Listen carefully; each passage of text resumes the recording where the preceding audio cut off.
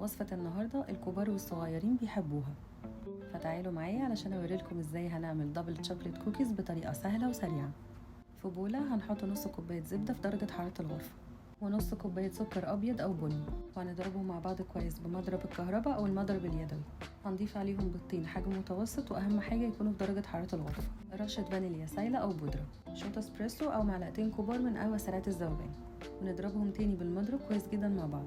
ودلوقتي هنبدأ نضيف المكونات الجافة. أول حاجة كوباية وربع من الدقيق الأبيض المنخول، عليهم معلقة صغيرة من البيكنج باودر ونص معلقة صغيرة من بيكنج صودا، ربع معلقة ملح، 6 معالق كبار من الكاكاو البودرة من غير سكر، ونضربهم تاني مع بعض لغاية ما يوصلوا معانا للقوام ده مع شوية شوكليت شيبس ونقلبهم مع بعض.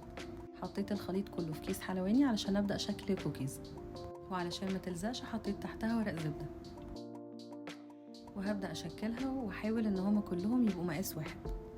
وحطيت على كل واحدة نص فص شوكولاتة، ممكن كمان تضيفوا على وشها شوية مكسرات هتديلها قرمشة حلوة قوي.